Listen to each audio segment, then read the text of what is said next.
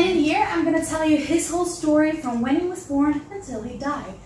He was known to be smart, curious, driven to success, and very persuasive. But farm life, it was difficult, and soon the family was poor. So, at the ripe old age of 7, Lars left the farm and his family. But remember, he wasn't just any boy. During a chance meeting, his can-do spirit and knowledge on how to run the family farm had impressed a local consul named Carl Smith. And Carl Smith, he took Lars in and saw to his education, and 3 years later, when Lars was 10 years old, he actually got his first job at a local general store. And from this day on, he was actually financially self-sufficient. Lars, he had a dynamic personality and a savvy knack for business. He dreamed up perhaps the first marketing campaign in Sweden, because then he actually promised a shot and a sugar lump on the house to every traveling merchant who paid the general store a visit. And of course, business, it boomed. Yeah. Yes.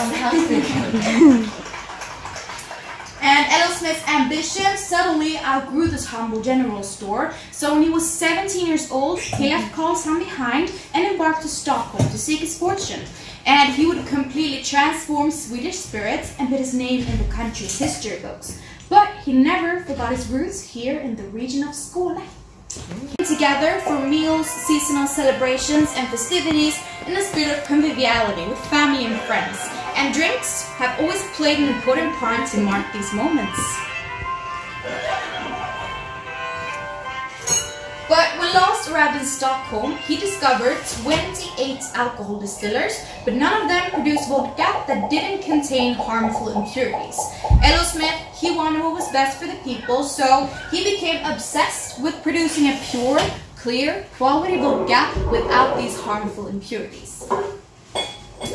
Smith, he followed his dreams and he spent years traveling the world. And he actually learned 7 languages in his study of the art and science of distilling. And after a lot of experimenting, Smith brought a new process to making vodka. He distilled his product over 10 times to produce a vodka that actually took its name after this continuous distillation process. Smith, he called it Absolut rent brännvin, or absolutely pure vodka. And the name was quickly shortened to Absolut. Maybe you recognize it. And people, just like today, they loved it. And his continuous distillation process is actually the same that we rely on today, even though today we distill Absolut vodka over 100 times before we bottle it. During this time, our innovative hero also fell in love. He married Marie-Louise Collin, and both their fortune and family quickly grew. Soon, they also had 4 children, 2 sons and 2 daughters. So, L.O. Smith soon became known as the king of vodka, and he tirelessly traveled the world seeking new ideas to bring them to Sweden. But as busy as he was, he always made sure that a vase of freshly cut red roses was sent from Copenhagen to Marie-Louise in Stockholm every single day. That's nice. Usual oil alcohol and selling more of his own pure vodka. So he gathered an international panel of experts in Paris to experiment and debate the effects of alcohol. And these scientists concluded the government must ensure the purity in the vodka in the countries. Smith, he remained committed that one day Absolut would fill this global need. And L.O. Smith and Absolut's success continued to grow, but even though it was Smith's personal qualities that made the success possible, he was deemed quirky and unpredictable. So several members of his company board, they actually plotted to steal it from him. So when the Smith family was on their way for a family vacation in Egypt, these conspirators put their coup in motion. But Smith, he had a lot of contacts, and someone alerted Smith, who was always up for a fight, so he decided to rush back to Stockholm. But conventional rail lines wouldn't get him back in time, so he actually bought a locomotive and a wagon, costing a small fortune at this time. He was a little bit crazy, but it gets even crazier, because when he came back to Stockholm, he realized that his bright red beard was well known, and he wanted to surprise them at the meeting. So he actually got a turban and a false beard. He realized that all the money and power he had accumulated did was built through the efforts of his employees, and that the development of society actually relied on the ordinary worker. He wanted his employees to be self-sufficient and able to care for themselves and their families. He was also friendly with his employees, jumping on a wagon to share a chat and a ride home the delivery man. But it was an era of great labor unrest. Despite that, L.O. Smith, he actually paid good wages, ensured decent living conditions, and never suffered a strike at his company. And he advocated for universal voting rights, which put him at odds with his fellow industrials. They didn't like that, but he didn't care. To ordinary people, Lars Olsson Smith was actually the greatest king of vodka who stood against the ruling class of society and served the working class. And Smith's dedication to social causes grew even more. He had his heart in the right place, but he had a quick temper that didn't always serve him well. Yes. He served the Swedish parliament, where he became known for shouting out his progressive arguments and throwing the proceedings into chaos. And to the dismay of his family, he actually gave away a lot of his fortune to help others. So L.O. Smith and Marie-Louise, they went through a bitter divorce, and he lost contact with all his children except for his daughter Mary.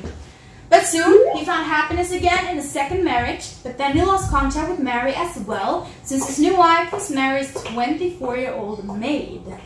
Yes, and ultimately, devastating business losses put Smith in a completely different situation toward the end of his life, so his thoughts turned into memories of his childhood home. So he returned to southern Sweden to Karlshamn to write his memoirs and live out his remaining days. And even though L.O. Smith died in 1913, his passion for quality, creativity, and doing the right thing is very much alive here in Aarhus and in the Absolut company today. Today we sell more than 120 million bottles in 126 countries every single year. This makes us Sweden's biggest food and beverage exporter and the 6th largest beer brand in the world. It all started with L.O. Smith, and he knew how to dream big, but I imagine that today's Absolut goes even beyond his wildest dreams. Just like L.O. Smith, we're always striving to do better, which today is not so much about impurities, but about sustainable production. Here at Absolut, we also love new ideas, and we have a strong belief that everyone should be able to be and love who they want. Yes!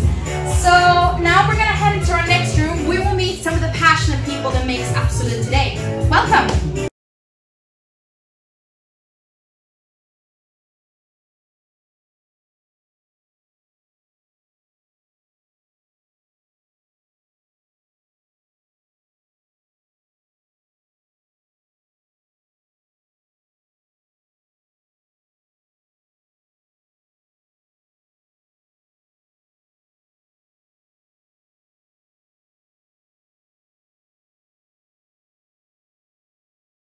Cabinet over there and just loads this huge tube into it. It takes 40 minutes to empty it, and one tank is about 45,000 liters.